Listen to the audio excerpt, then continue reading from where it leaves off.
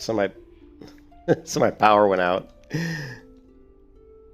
I like was in Nomer here just now in the stream, and the power just completely went out. Got my whole group killed. And we got my whole group killed. I was just like, which hardly ever happens. My power. Well, I live in Florida, and if any of you people are from Florida, you know that the power in Florida fluctuates a lot. The power in Florida is really shitty. So, fortunately, it just went out for like a minute, which is all it takes. I don't have a minute backup. I need to get a power supply backup, or I need to get something where if the power goes out, I mean, I'd lose the internet connection, but at least my computer wouldn't shut off. I really need to buy a nice APC or something. That was lame. Because like I said, it just does not happen that much.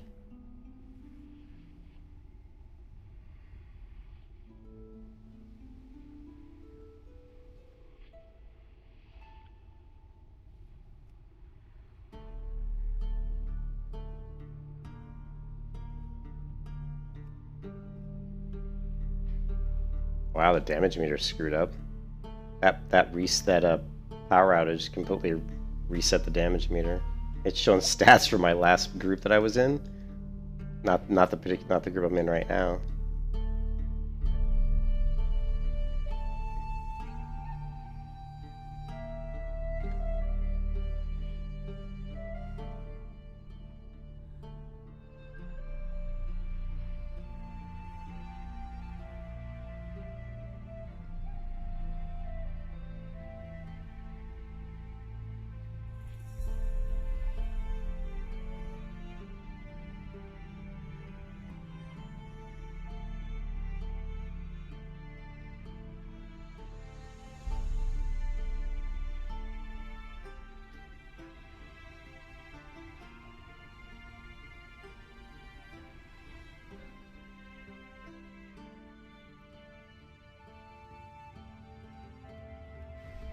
You can kiss your ass goodbye.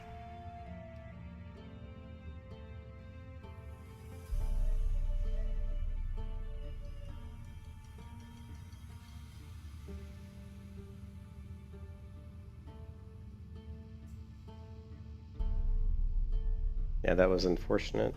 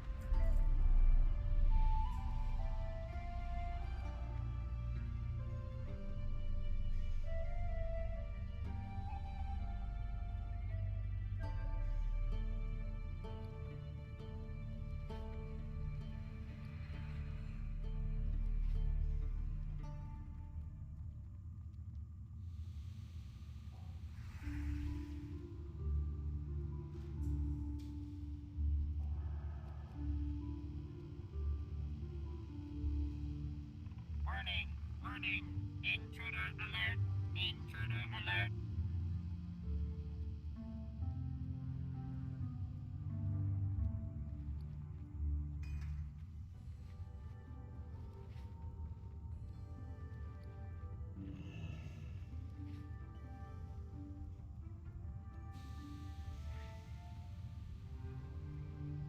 Don't pull, don't pull. He's gonna pull.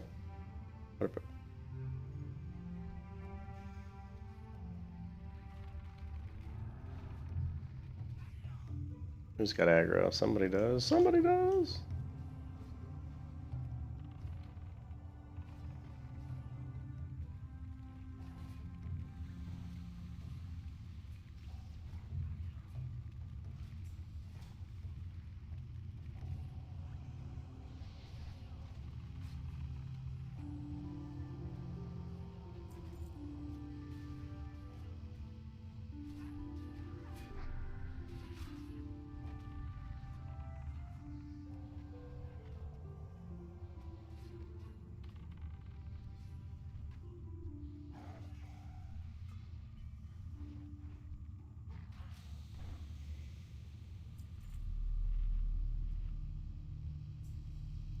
Yeah, for you guys, I don't know if you guys were just here, but my power went out. My power, which doesn't happen that often, but like I said, I am in Florida, so Florida power totally sucks. So it's pretty common that power will fluctuate. Will cycle on and off sometimes for really no apparent reason. I don't think there's a storm or anything outside, so I'm not sure why it went off. But that's Florida power for you.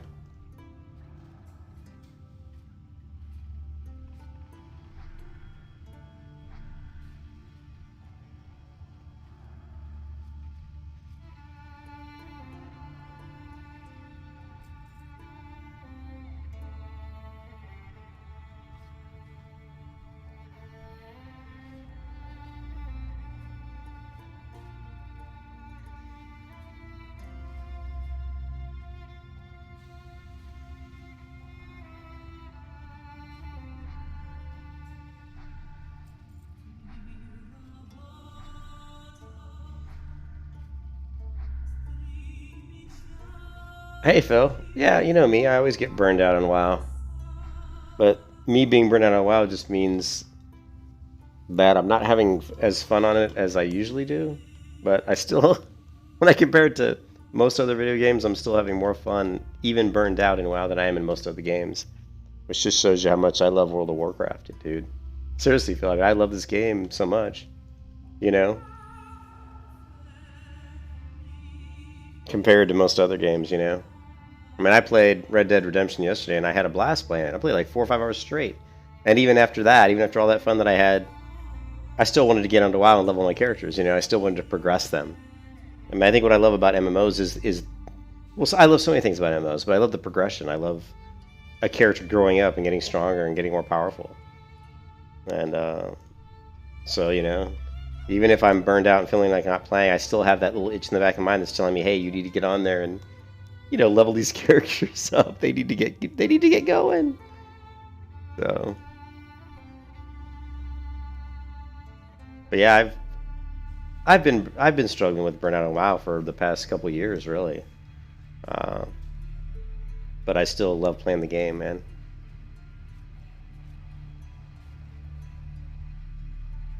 Plus, there's something therapeutic about it for me. For me, it's very therapeutic to play WoW. It's very relaxing. It really takes my brain off of anything in the real world that would be distracting me or bothering me. You know.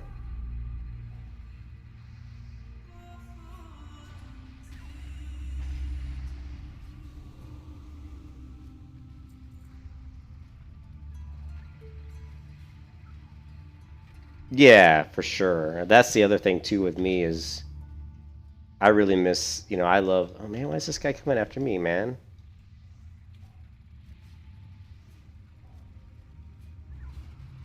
But the thing that always draws me back to MMOs is the fact that there's other, real people in them.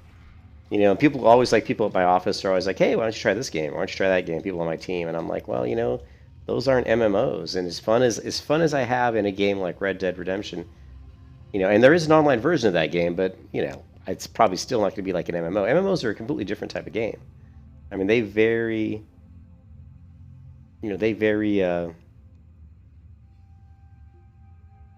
they have so many different types of systems and different things in them that are really meant to make people work together. And that's why it's sad when people don't. You're like, man, why.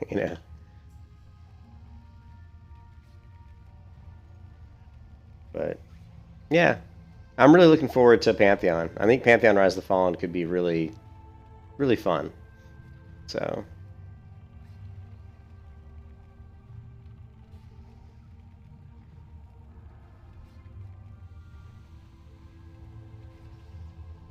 Slock's always getting his butt whooped. He's like constantly getting his butt whooped, man.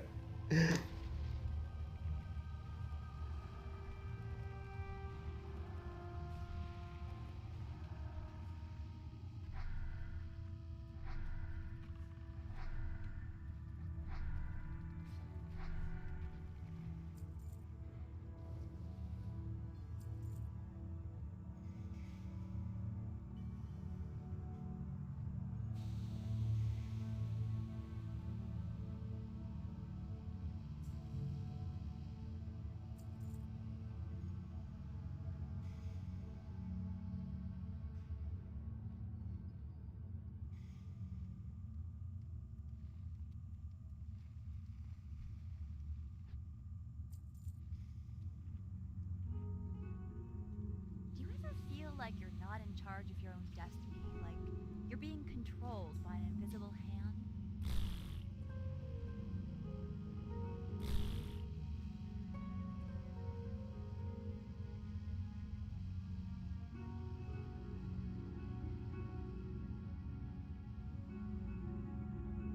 Yeah. Oh yeah. It'd be really popular, I think.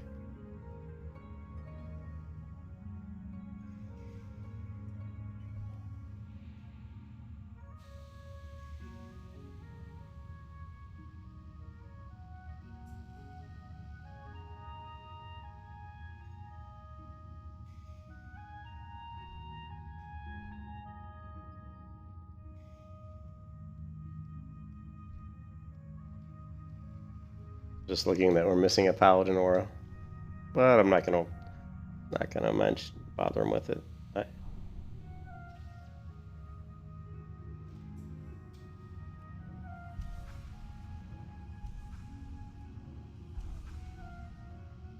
Usurpers! Nomergan is mine!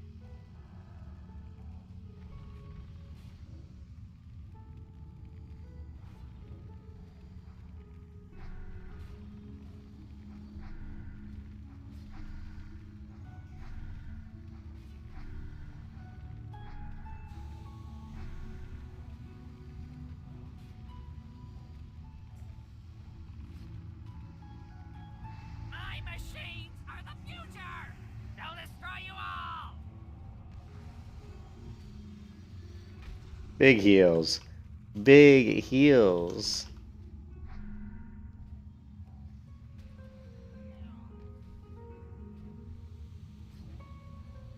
Explosions!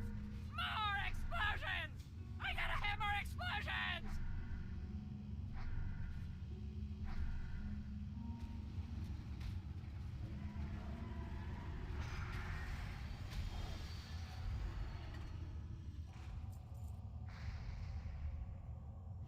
And that is a rare drop. That shield is like whenever I've come in here on my paladin, that has never dropped for me. Like never. It never drops for any of my paladins. So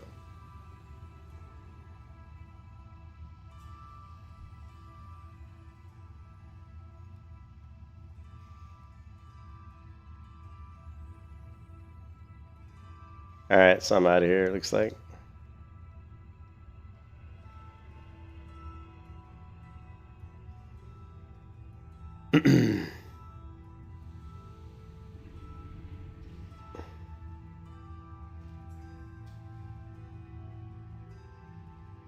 Well, I always wanted, like, like Star Wars: The Old Republic. I always thought again. When the Star Wars: The Old Republic was coming out. I don't like this music. When Star Wars: The Old Republic was coming out, I was very. Let's play some totally different music. So I was really excited about Star Wars: The Old Republic because I'm not a huge Star Wars fan, but I still thought it would be like a really good, good game. It'd be an MMO with lightsabers, and I was really intrigued by the idea of being the Force user, being the dark side, like what's it called, the Sith, not the Inquisitor. It was like the Sith that could actually shoot Force lightning out of her hands and like in an evil way. She was like an evil, like almost like an evil magic user, but it was a Sith. I can't remember what they were called in the game, and I played that class and it was really fun. But I was really trying to get into PvP, and there was a lot of issues with the optimization of the game. But anyways, it was a really cool idea, and I think that the story in Star Wars: Old Republic is actually really, really good, and the voice acting was some of the best. I mean, they have voice acting for almost every single part of the quests, the story. Like, there's voice actors for a lot of it, which is really cool. They spent a lot of money on that. But yeah, I thought that was cool. And as far as like, for me, I always like fantasy MMOs the best because I like fantasy. I like science fiction. I like fantasy. So and the reason I like Star Wars is because I like cyberpunk and that kind of stuff. I like cyberpunk. I like what's the word? I'm sorry, my brain is just not working right now. I'm really tired. But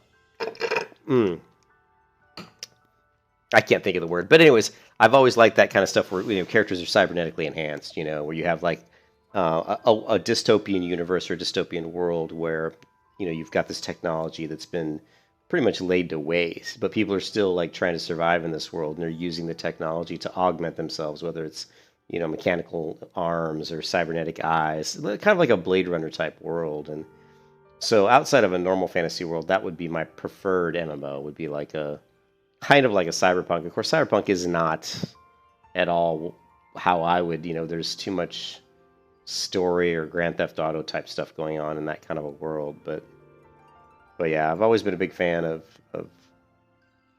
No, no, that's not what I was saying at all. No, I kind of. Sorry, Phil, I confused you. That's not what I was saying. I was trying to say that I was saying that I like Star Wars, and I thought Star Wars was really cool. But I was saying I also like cyberpunk a lot. So there's an old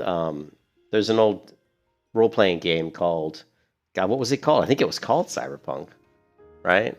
And I played it a couple times, but I really liked it.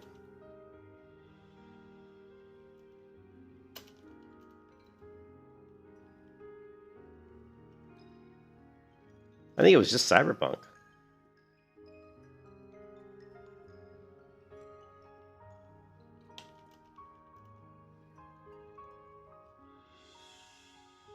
Yeah, it was just... Was it Cyberpunk? Yeah, I guess it was Cyberpunk. I couldn't remember if that was what the role-playing game was called. But anyways, yeah, I mean, I've always liked, that type of a universe, that type of a game. The other one, though, that's really, really, really cool, if you guys aren't familiar with it, and I think would make an unbelievable... I mean, I think it would make the... I mean, to me, it would make the best MMO. I mean, but it would be really hard to do. But...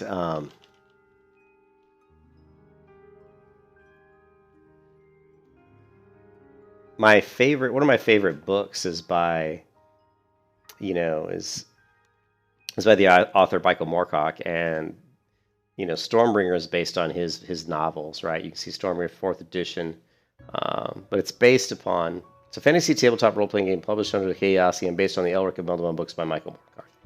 But Stormbringer is a really cool universe. The world is created by Michael Moorcock in his books. Yeah, they called it. Yeah, I know it is pretty ironic, but they called, it was called the Young Kingdoms. And the cool thing about the Stormbringer, the books, and the universe was it was a multiverse. So, and I don't like this music either. It was like a multiverse, and so you had all these dimensions where you could transport between them. So you might be in one world. But the game was very much, sword and sorcery. So there was like these sorcerers and stuff who could, and a lot of the game was based with, there were a lot of demons. There were a lot of basically like angelic kind of good gods and patrons, and then there were like the demons and the evil gods or evil patrons. And if you were a sorcerer, you might be able to open up. You had to be one of the most powerful sorcerers to like open up a gateway into one of the other worlds or other dimensions. But because of the way the world was set up as a multiverse, there were really endless possibilities.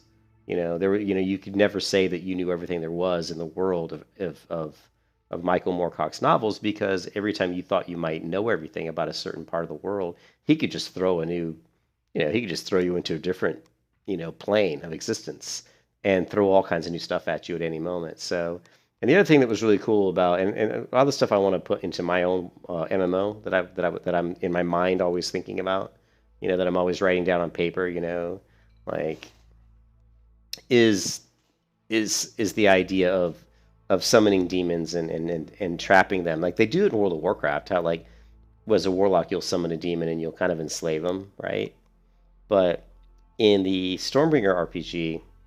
Well, I don't know if it was really in the Storm. It was in the Stormbringer RPG, but you basically summon a demon, but it's in the books too. They would summon demons, and then you had to do battle with the demons. Yeah.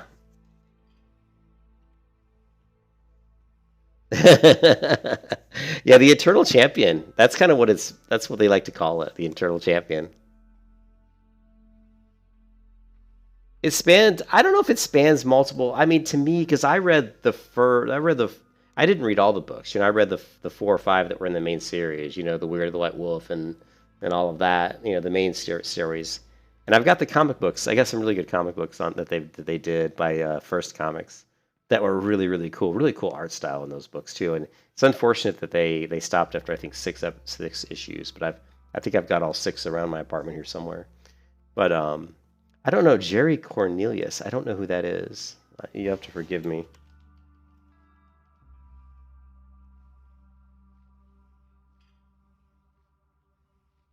Jerry Cornelius is a fictional character created by English. I don't remember Jerry Cornelius. Yeah, that must have been a different book series or different. So the series draws plots from Michael Moorcock's Elric series as well as. Yeah, see, I never read that. I read just the Elric stuff. Yeah, there was a comic book by First Comics that's really, really cool. And it's basically just the basic story of, the Elric books and kind of, it was by First Comics. Comics Elric.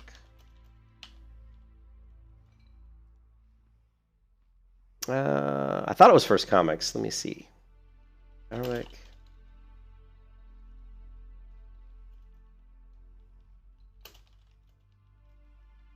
Maybe it wasn't First Comics. It is this one. Well, that's not really it. It's this one. These. Who are the... It's these comics here. And the art style is like this. See the art style in this picture here? It's PC Comics. I thought it was First Comics. But they also did some really cool... They used different type of paper. They used a pretty high quality grade of paper. But yeah, I've got all of these. You can actually get these really cheap on eBay. So if you're really interested in Michael Moorcock and you love the style of artwork you're seeing in these covers, the artwork inside the comic is just like the artwork here. Really cool artwork. Especially look at this cover here, the bottom middle one, with Dr. Jest. So if you go to eBay, right?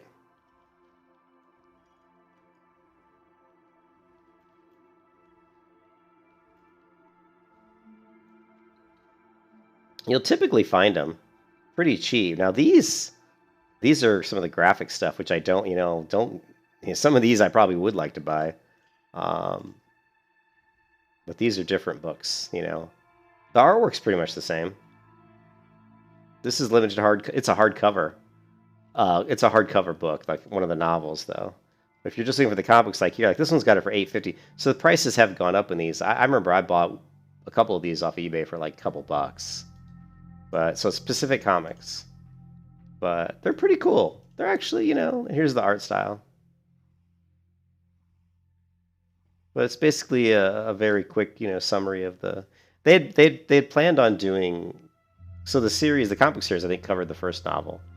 And they planned on doing a comic book series for, I think, each book. I think there's 5 or 6 of the main books, but... Super cool, but I really liked the art style on these. Yeah.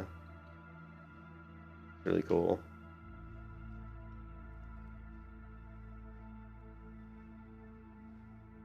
But to me, the Elric Melnibone, the world was really inspirational to me. I think that really the multiverse and the what they call it, the Eternal Champion, like you said. Yeah, I didn't know about Jerry Cornelius, so I didn't know much about that. But what else do they call it? They called it the Eternal Champion, but I mean, Elric was what you call an anti-hero, or what's the word for it? Like, is it anti-hero? There's a word. Oh man, Elric. It's not anti-hero. What's the word? There's another word for that. I guess Elric's always presented as an anti-hero by critics and readers. He certainly laughs in the face of the conventional heroic qualities. He does whatever he wants most of the time, often causing great damage to the world around him. He revels in sex and drugs and strange magics. But he's a complex character. But yeah, he is basically an anti-hero, which means he does, he does stuff that would be considered evil, or like not considered good. So, which was something that, Michael Moorcock really made that really famous and popular. There wasn't a lot of real popular anti-hero literature, I don't think. He's the one who kind of really... his character, his character Elric was very, was very popular. And I believe Michael Moorcock is still alive. I talked to the guy who runs one of his websites, and he was really cool. Yeah, see, he's still alive, and I haven't met him, but I would love to meet him someday because he's one of those people that I'd love to meet. But he seems like a really cool guy because I talked to one of the guys I talked to the guy who's like the administrator for our website, and I asked about using some of his work in a video game. And he said that Michael Moorcock was always very appreciative and welcoming of people referencing his work in their own work. So like it wouldn't be that difficult to get his permission to create a game, loosely based, not copying his stuff, but loosely based off of his, ideas. So that was pretty cool. So it seems like he's a pretty cool guy. He's not one of those, rich money grubbing assholes that we see all the time nowadays. You got my attention.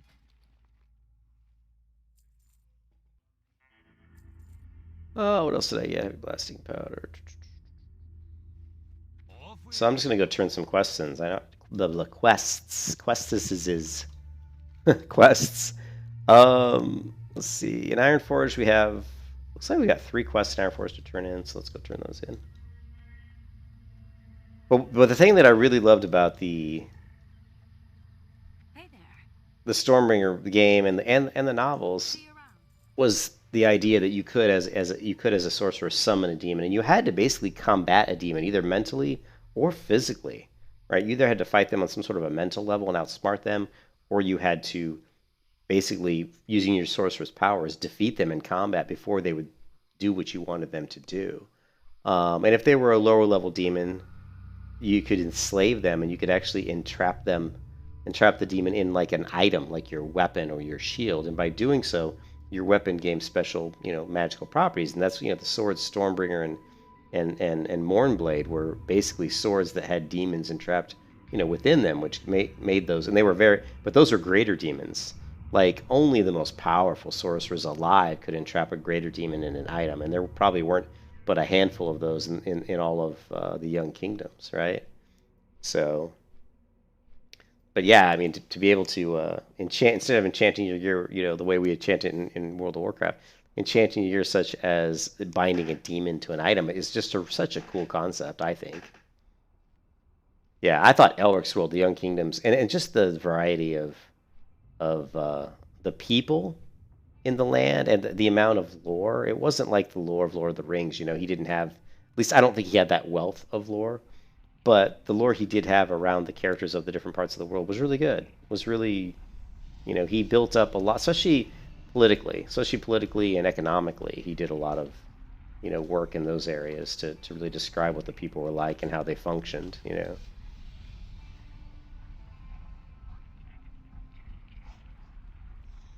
It was a very colorful world. It wasn't bland, you know what I mean? Like, I think Lord of the Rings world is very bland in comparison to the Young Kingdoms. There was a lot more debauchery in the Young Kingdoms, a lot more evil, a lot more, just a lot of crazy shit going on,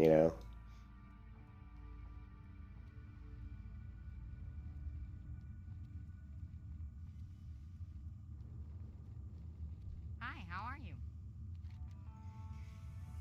6 spirit, 1 intellect. Very well then.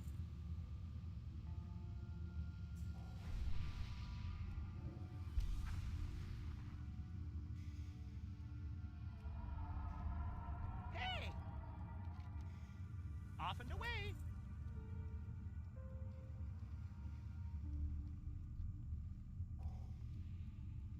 Alright, so we've got another quest, the Hall of Explorers.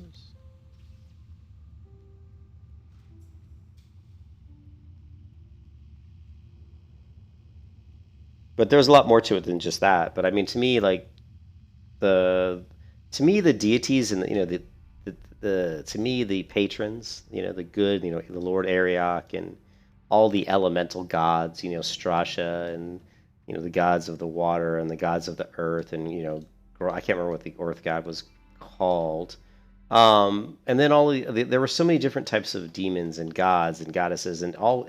There was like the insect god, and you know what I mean. There was just a lot of Welcome. powerful. Watch your back. Great to meet you.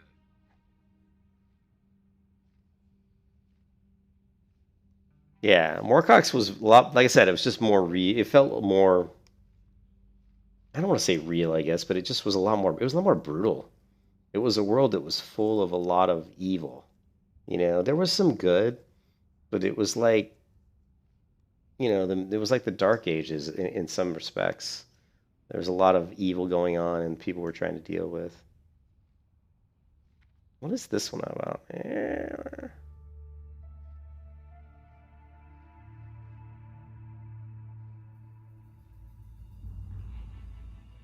Be good. How are ya? Watch your back. Ooh, they're actually already asking me to go to Alderaan. I do need to go to Alderaan.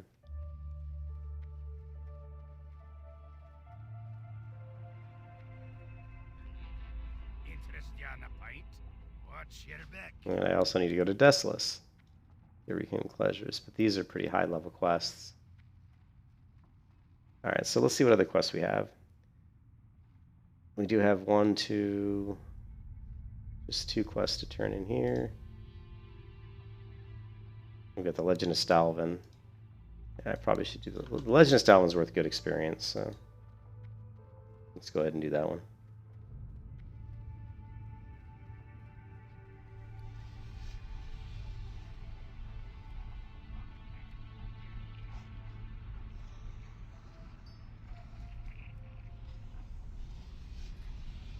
Wow, I don't even have a neck piece. That's kind of funny. Oh, now we got one.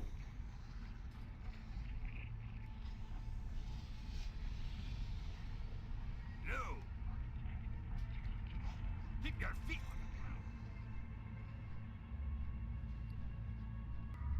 on the But the MMORPG that I wanted to create, Phil, was based on a couple different things. So I was basically taking a lot of inspiration from, the Young Kingdoms and the Michael Moorcock world, right, from the Elric of Melniboné series.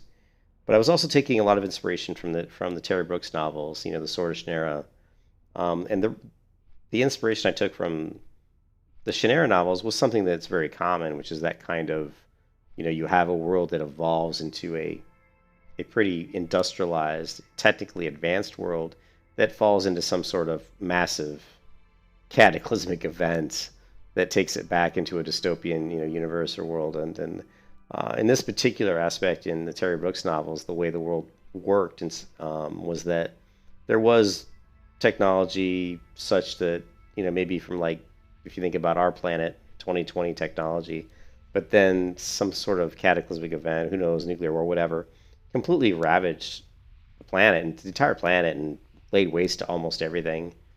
And some people went underground, and over hundreds and hundreds of years living underground, their bodies changed and their eyesight changed, and they became what we know as dwarves. And some people were affected by radiation fallout, and their bodies over years and years were mutated, and they grew larger, more kind of grotesque or something, and they became what we know as like ogres and orcs, right? But then there was the elven race, and the elven race came from someplace completely different. They weren't originally from the world, so they came from either another world or another plane. I don't really remember where they came from in the Terry Brooks novels, to be honest. And then there were just the regular people, the humans, and who retreated into places on the world where they were able to survive and not be affected too much. But yeah, I think they're good. They're really good books. I mean, I definitely just read the first the white, just the Elric books. So I think the first one's what? Like The Weird of the White Wolf or something. I should still I might not have the books anymore. I used to have one of the early releases printings, but my brother I think borrowed them and I don't think he ever gave them back to me.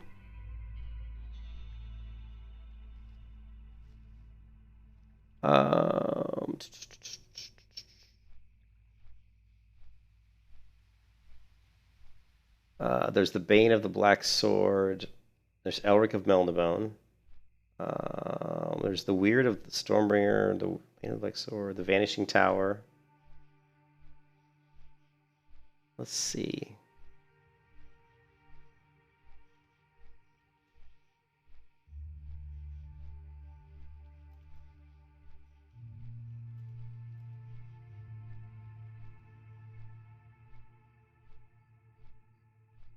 The Elric Saga Part 1?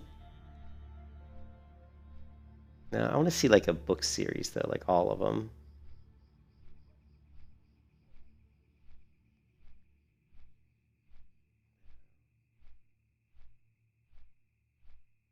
This Elric of Melnibone is book 1. These are what the books I had looked like.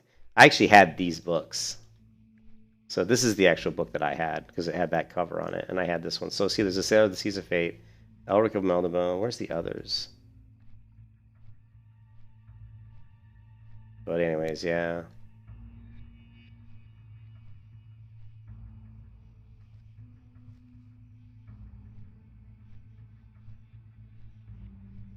Trying to remember all. I think there's like 6 of them. Well, Shannara, like,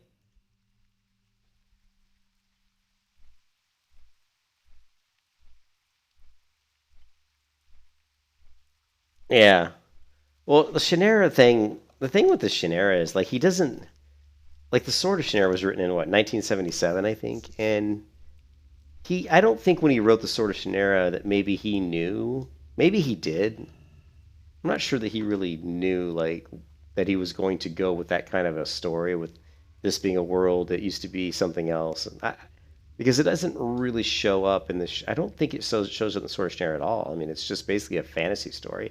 And when you look at the Sword of Shannara, it's almost a complete ripoff of the Lord of the Rings. I mean, it's very close to being a ripoff because you have the two main characters are She and Flick, who are like, what are they, like half elves? Or maybe they're not even. I think they're half elves. If I remember correctly, the She and Flick, like maybe one of them's like a half elf and the other one's like I can't remember. I'd actually have to read the book again. And then of course in the Lord of the Rings you have Bilbo or you have Frodo and Sam, right? And they're like hobbits. But so you have two small people, right? Two small people that go on a voyage to recover a powerful artifact or to do something with a powerful artifact. In Lord of the Rings, they have the One Ring, and in the Sword of Shannara, they're going to find this magical item, the Sword of Shannara, which is the only item that can defeat the Warlock Lord, right? And who do they meet along the way? Well, they meet their friend Minion Lee, who's an elf, and he's like a rich elf. Well, in the Lord of the Rings, who do they have? They have Legolas, who comes from a wealthy family, and he's a rich elf. And then you have the dwarf in Lord of the Rings, right? What's his name? The dwarf is, you guys know who I mean, the dwarf. And then you've got Aragorn, so you've got a human and a dwarf. And then in the Sword of Shannara, you have Himdil, the dwarf, and you have a human in Aragorn, not Aragorn, but a human in Alanon, who comes along. But Alanon is a druid, but he's kind of like Aragorn in that he's a human and he's a total badass. Okay, But there's also you have like this human named Alanon. You've got a dwarf. You've got an elf. You've got two small people. I mean, it's so similar to the Lord of the Rings. I'm not bashing it because I love the Sword of Shannara. I think it's one of the best fantasy novels ever written.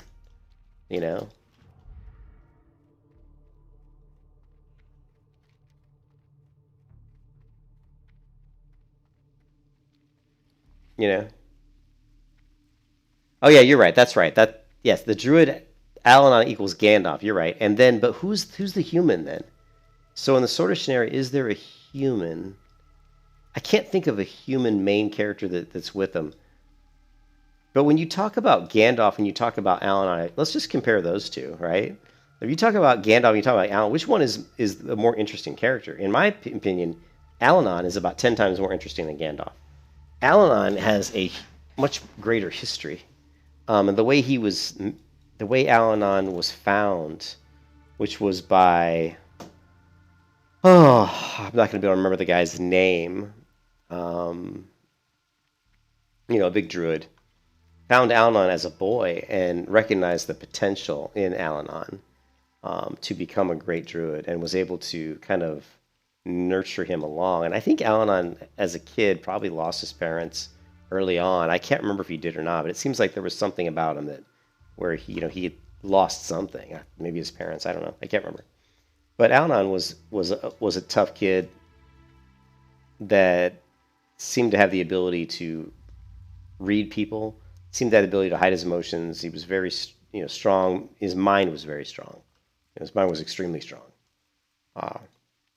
And he was picked up by a druid and kind of nurtured and tutored and eventually became, it was Bremen. I think it was Bremen that found Al-Anon and kind of nurtured him. But the interesting thing is, if you look at the Sword of Shannara, the Sword of Shannara was created through blacksmithing and magic. So it was a combination of the techniques of blacksmithing and using magic to magically enhance the metal to make it stronger than any metal ever before it. And then, of course, it was augmented with some magical abilities. And the way it was augmented was every druid touched the sword and gave it some sort of a magical gift or blessing. All the druids at that time, which back then there were a lot of druids, right? Yeah. Was there a warrior guy? I can't remember who it was. I'm thinking there was probably human, but all the druids like touched the sword and they imbued upon it, some little bit of magic. And every time it got touched by a druid, it became even stronger. But the Sword of Shannara, like I think a lot of people, when you look at Terry Brooks, his writing style is a lot more simplistic than Tolkien's. But it's very simplistic writing, and yet the story itself, the characters, and the way he creates the relationships between those characters is really strong, I think. And just the story itself is a good story, but it's very similar to The Lord of the Rings. It's extremely similar. But I read The Hobbit when I was a kid, and I read The Hobbit again. I probably read The Hobbit about 3 times. Then I read The Sword of Shannara and The Elfstones of Shannara. Then I read The Lord of the Rings. And what was funny is that during all that time, it never occurred to me that the Sword of Shannara and The Lord of the Rings were similar, which is interesting because I read them not that far apart. I think the reason it never occurred to me is because the tone of the stories and the authors' writing styles are so completely different that they just felt very different, even though the characters and there were so many similarities.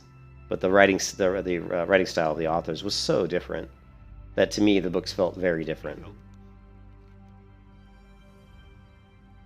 Be careful.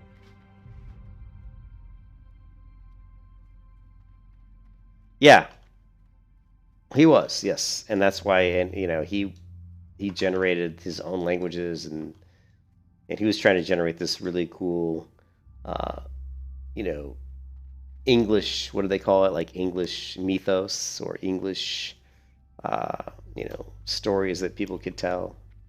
Um, but it turned into a story.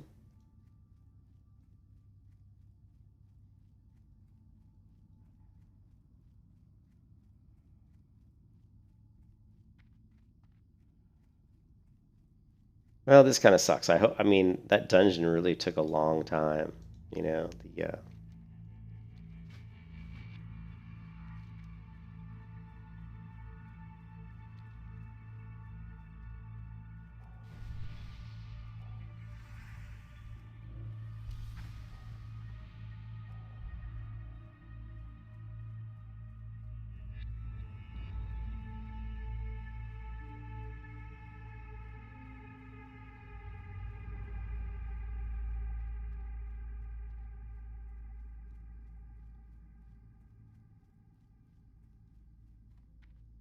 Oh yeah, yeah. It sounds like you know more about it than me. Phil. I don't know a lot about Tolkien, Have a good one. but I read the books. Not as much, not as Lake Spreaders.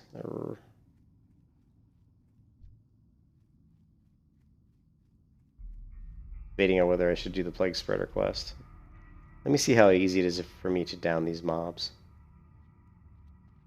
If I can down these guys pretty quick, I'll just do the quest.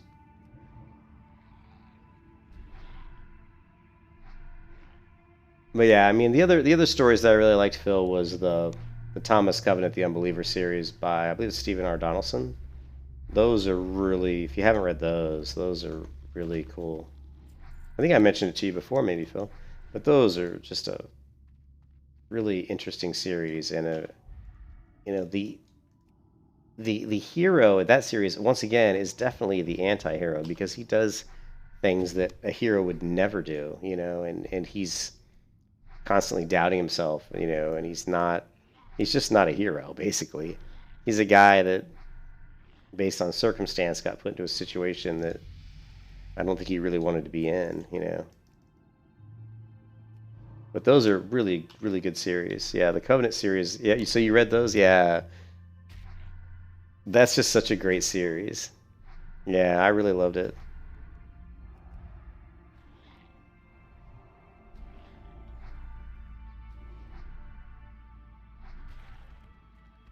Yeah, the old white gold wielder, and yeah, like you've seen, Phil. I don't know if you've seen, but I've created characters in MMOs. I've created characters in WoW called Unbeliever, and that's a nod to Thomas Covenant, right? Like, I think in retail, my paladin was Unbeliever.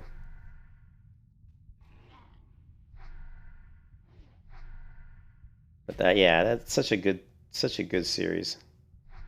Lord Fowl's Bane, I think, is book 1, right? Because it was original and very new. Like, a lot of stuff is kind of just copies of stuff we've seen over and over again.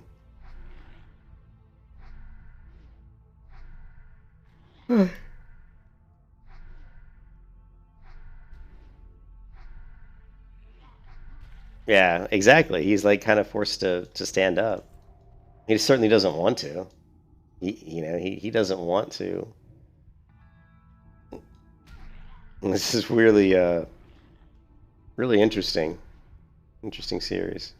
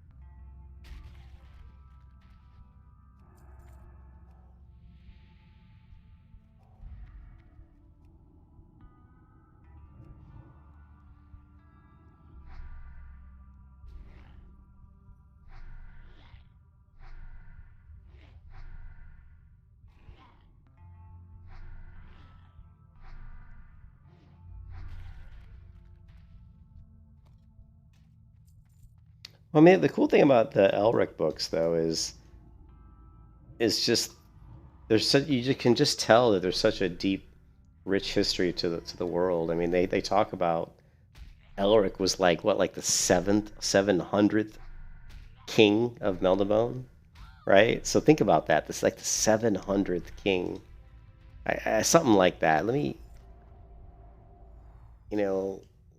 that mean, thinking if they lived fairly long lives, right? You're talking, thousands of years.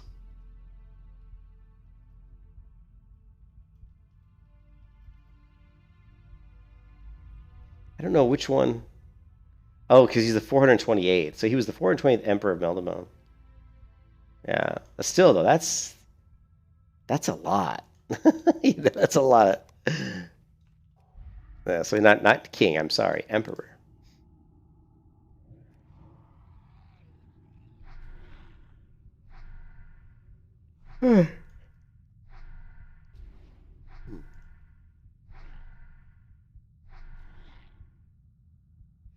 Yeah. Well, he definitely had a big imagination. There's no doubt about that. When you think of the Cthulhu mythos, right? And I look at some of the monsters that were in the Elric, I mean, some of those were rivaled like Cthulhu type stuff. You had some creepy ass, demons and stuff in the Melnibone universe.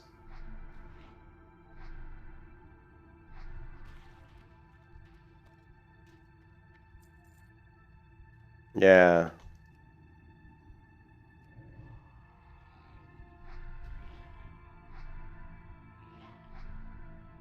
But going back to the game that I want to make, I was talking about how I draw influences from about 3 different sources. Well, I mean, a lot more than that, obviously, but some of my biggest influence probably was Michael Moorcock. I would have to say that was my biggest influence. Because I have the Stormbringer role-playing game. I actually have it in my closet right here behind me. And I've played it, and it's a really good, it's a Dungeons & Dragons type game, it's a role-playing game. But it's really good. Even just the role-playing game has a lot of, cool history in it and stuff.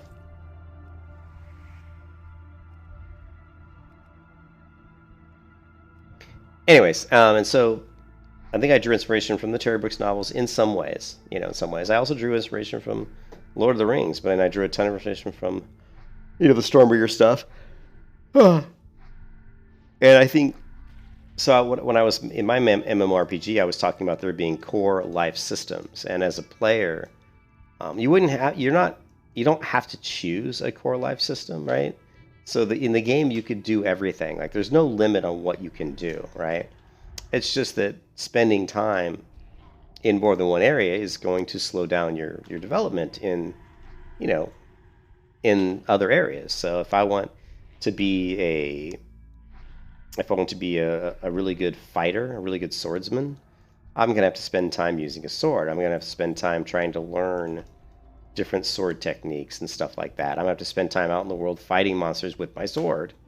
But if I also want to be a sorcerer, well, then I have to spend time trying to research and find rare texts in the world that might speak to me about how to create the regents necessary to cast certain spells.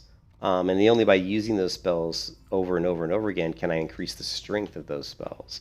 Or maybe by finding another recipe or another scroll that teaches me some different types of chants or godly summons. You may have to invoke a different god to give you the power necessary to cast a spell, or it may just maybe simply something that's augmented by powerful words that you recite with certain regions that you have to have. So if you're spending all that time working on sorcery, well, then you're not spending time on your sword skills.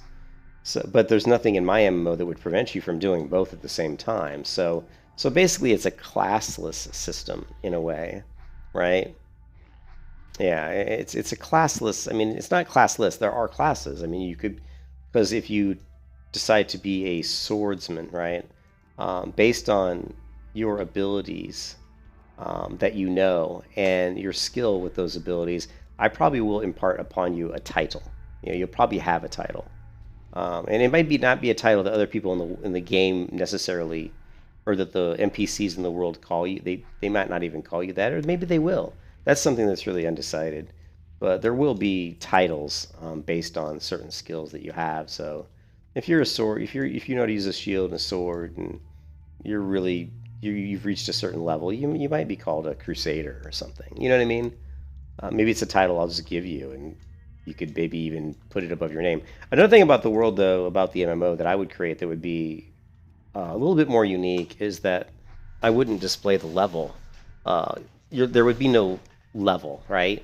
So it wouldn't be like, oh, you're level 20 warrior. It wouldn't be like that. In fact, the title that you have could convey to other people your skill as a warrior, right? Oh, he's a crusader. And then people who've played the game might be like, well, that means he would have had to have known certain abilities at a certain skill level. You know what I mean? And by not having levels like that we have in like WoW and 11, that makes PvP a lot more interesting, because you don't really know what you're getting yourself into when you fight somebody, and then you're starting to judge people based on, well, what kind of gear do they have? What do they look like? how nice is his sword, you know? How nice is his staff? Or what are the first spell he casts looks like, you know? And it brings in a whole other element into PvP as far as juking people out, faking people out, maybe downranking spells, casting low-ranking spells early on in fights to try to get more people to engage, and then to drop your big, huge spells that just basically annihilate all of them. You know what I mean? Just so that you can loot their gear, right? These are all just concepts, you know. It's not like me as one individual person is going to have, you know, even though I'm a developer of 25 plus years, I can't sit back and write an MMO by myself. It's just too much. It's too much. But it's all just theory crafting and stuff that I like to do in my spare time, you know, stuff I like to think about. You know, if I was making an MMO, what would I do? And I write it down on paper. I've got a whole, like, 2 or 3 page document that talks about my game and the systems that I've come up with so far. But yeah, there would be one of the core life systems would be elemental magic, where you know you have the basic 4 elements, you know, water, earth, you know, fire, and air, and you could try to study those elements and learn how to draw upon those elements for magical purposes. And then another type of magic would be the powers that were granted to you by your deity, or powers that were granted to you through some sort of enslavement of a demon, or through some sort of magical relic that you were able to possess or find, right? So if you found like some sort of a magical item that had been augmented by a greater patron, greater deity, you know, that granted it power, that may, you know, grant you power. Maybe you have a chalice of healing or something, so with that chalice you're able to actually cast healing spells on other people. But that would only work because, you know, you have that chalice. No one else could, you know, could cast those spells because they don't have that chalice. So there would be some magic that would be granted based on powerful items that you have discovered. And this all leads into the fact that, you know, world exploration is important, and world exploration is one of the key things that you're going to want to do, because that's where you may be able to find these things. And also, to find these things and to do the search and investigation, it's going to require you to talk to NPCs and to do events that might you know, reveal more information for that, you know, chalice of everlasting life that you've heard about and it's been rumored about for thousands of years, but no one's ever found it. But maybe you're the lucky person who could find it. So that's another thing that I thought about, would be that not only could you have power through like elemental magic or through the use of regents with maybe scrolls that you've learned, powerful magical words and enchantments, but also there could be items you actually possess that allow you to use magic to some degree. There could also be items that have demons enslaved within them that also give you the ability to have magical effects or cast magical. Like maybe you have a sword that's got a demon, a fire demon enslaved in it. So every time you hit somebody with your sword, it has a chance to do additional burn damage, right? But those are all things that I think would be really cool, you know, in an MMO. You know, just really cool systems.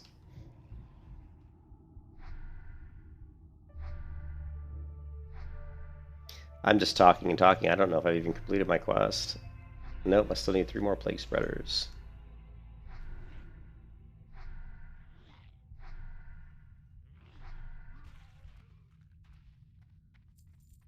I don't know if anybody's even left there in the chat. I think everybody left. Once I start talking about MMO, making my MMO, people are like, I'm out of here. This guy's nuts. This guy's crazy.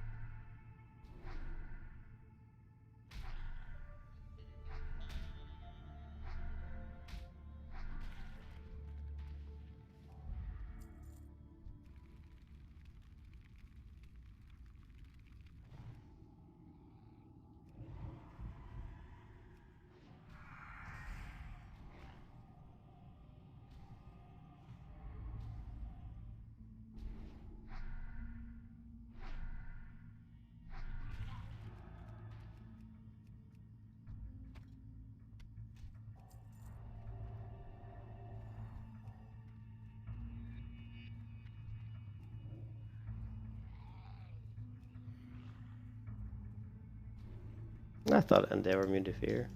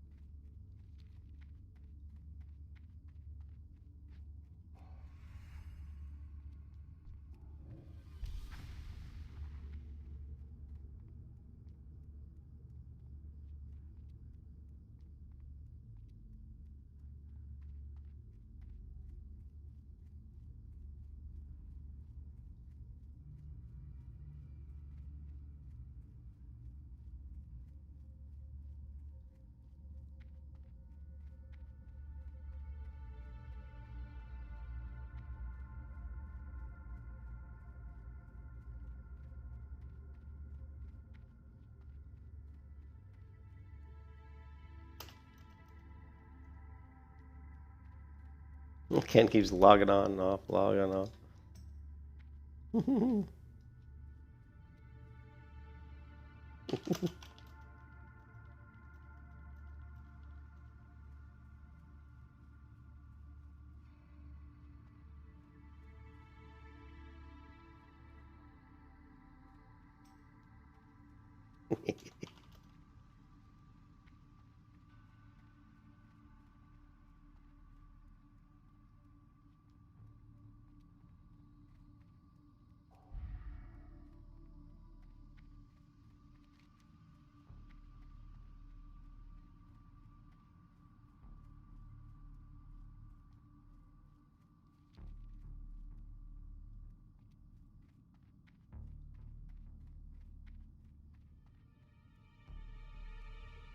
So close, man.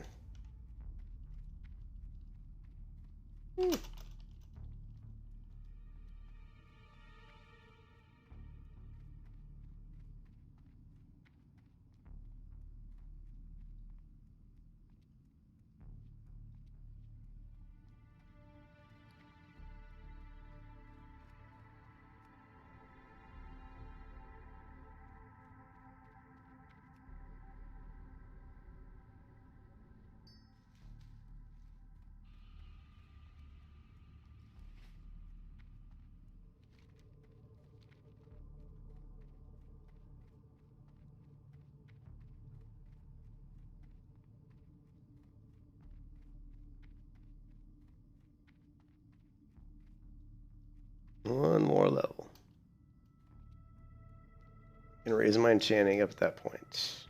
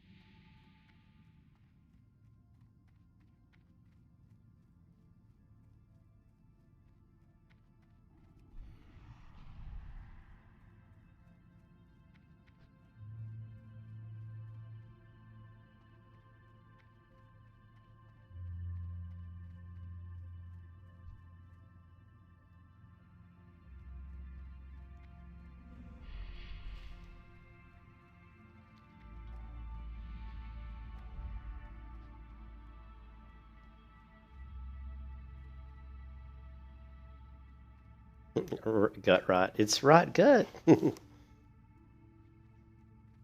Man, people who drink all these flavored drinks, they're either kids or they're well, I can't even say it on the stream.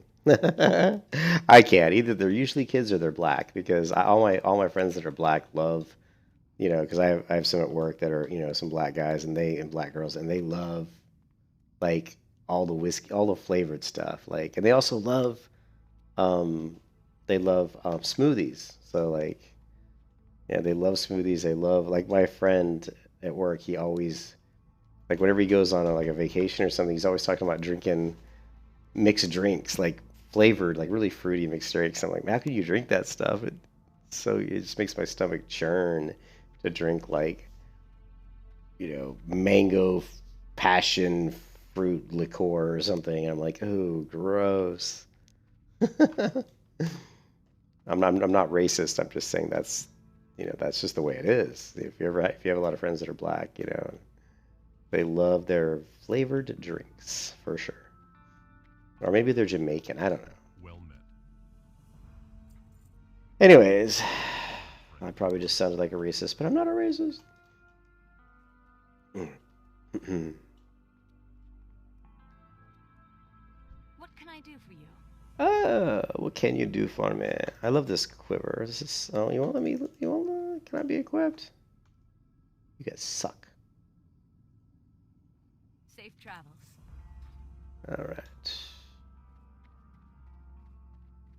Hey there. Safe travels. Hey there. Light be with you. Light bless you.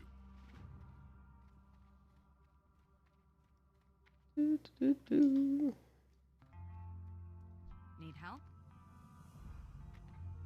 Farewell.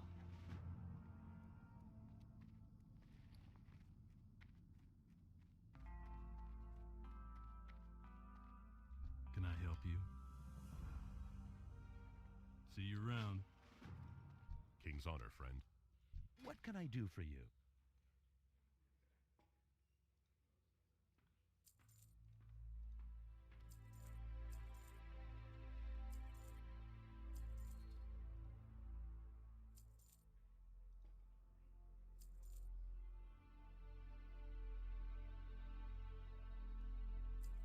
See you later.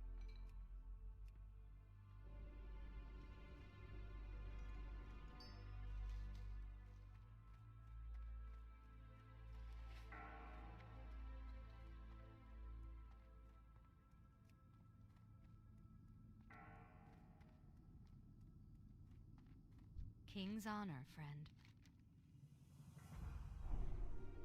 Go with honor, friend.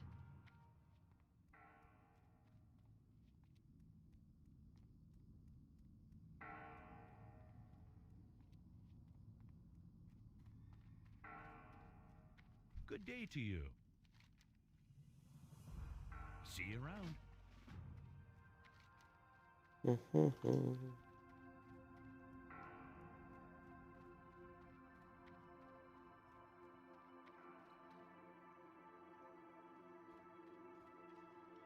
need something?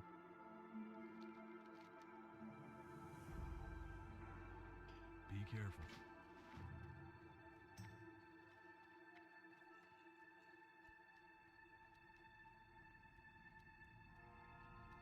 Okay, so we still have the Raven Hill.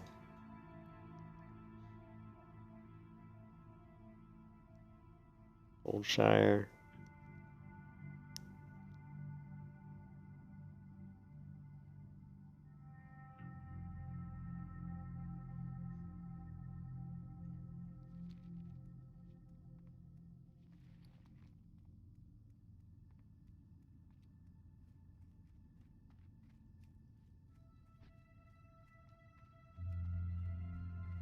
Well met. Have a good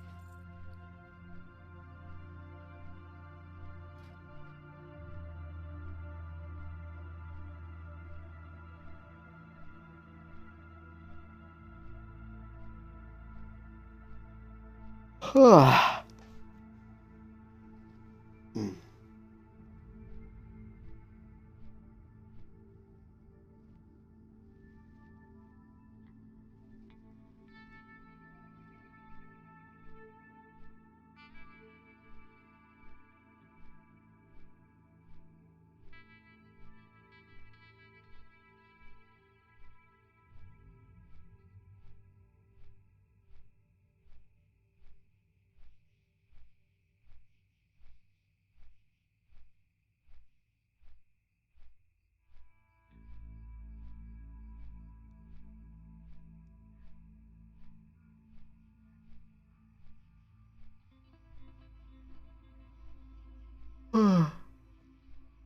Oh man.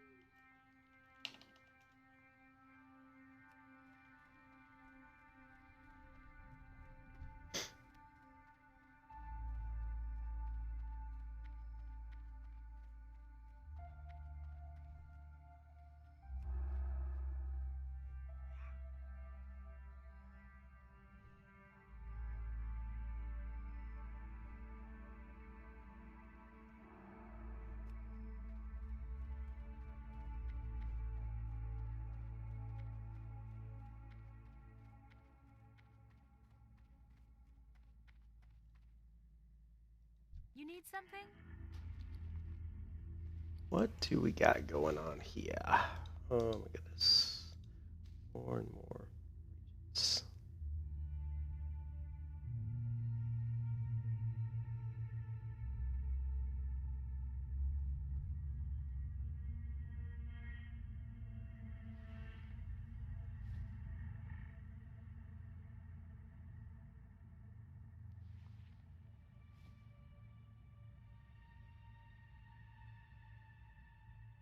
amazing how much gear I've acquired throughout my leveling experiences. Okay. Have a good one. 10 intellect, 9 spirit versus 10 intellect, 6 spirit.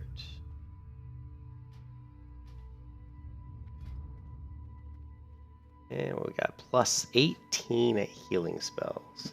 Damn.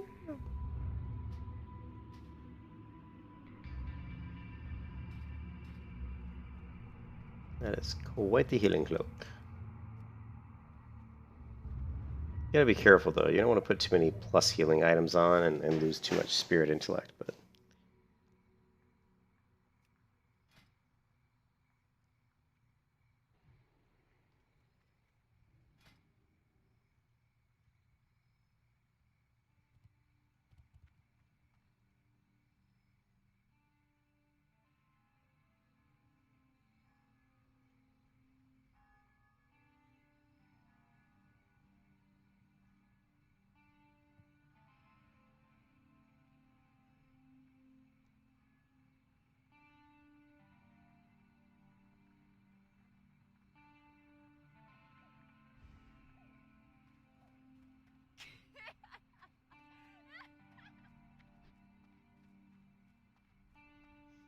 Mm.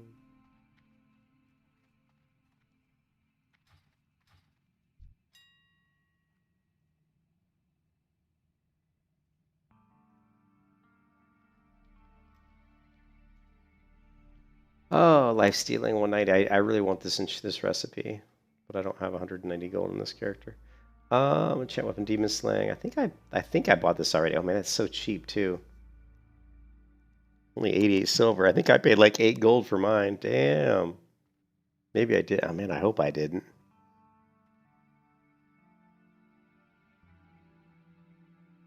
Actually, let's.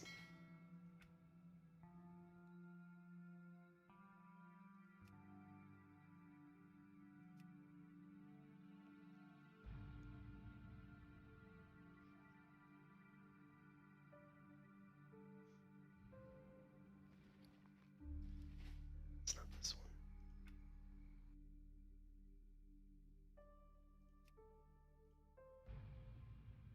I'll have to look later to see if I actually have that recipe, because if I don't, I'll buy it, because that's cheap.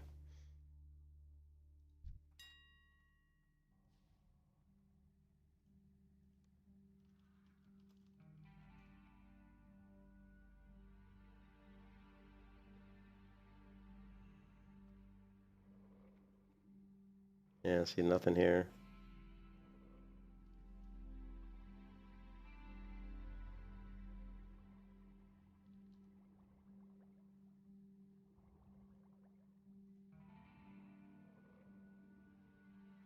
Where do you get the greater wizard oil? That's what I want to know. I actually don't remember where to get that at. I know there's a brilliant oil, but I don't know. Maybe it's from the vendor in Alderaan. From the enchanting trainer in Alderaan.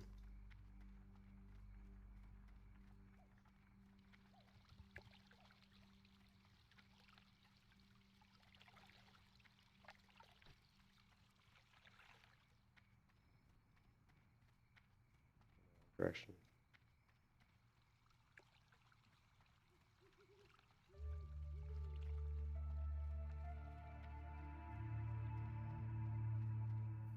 Hello.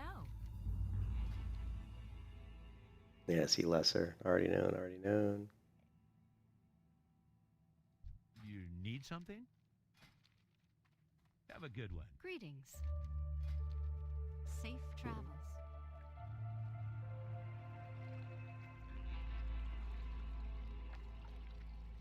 I really can't enchant this one-hand dagger with much of anything that's of any use. Which kind of sucks. Maybe in Burning Crusade we'll get some weapon enchants.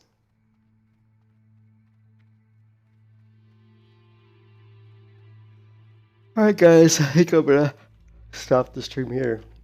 I don't really feel like doing like another Nomer or something, because it would just take too long. That first one took like an hour and a half. And it's already 2 a.m. my time, so I don't really want to be playing till 4 a.m. because I got to go to work tomorrow. But yeah, we're we're still 16 bars from level 35. But yeah, once we hit 35, then we can raise my enchanting past 225. So that's been one of my big goals, is to get this character to 35, and then I can let her build up some rest time while I'm just using my other characters to get, green items for her to disenchant to help her level up. So, maybe I'll do some more stuff on the Sword of Hope. Just, run some dungeons, get some greens that she can disenchant. And then, of course, I can level up my other characters here, because they need to get leveled up.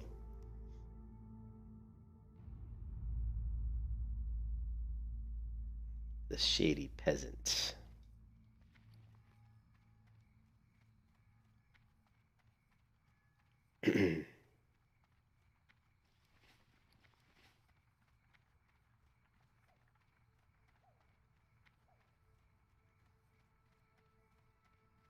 This guild cracks me up. SI7. Like the SI7 people over in Old Town.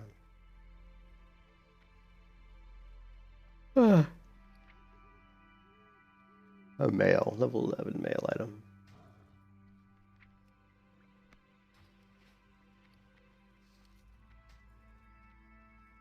Alright, yeah, that's it, guys. I'm going to stop the stream. I'll talk to you there. Hope everybody has a good night. And I'll catch you next time. Peace out.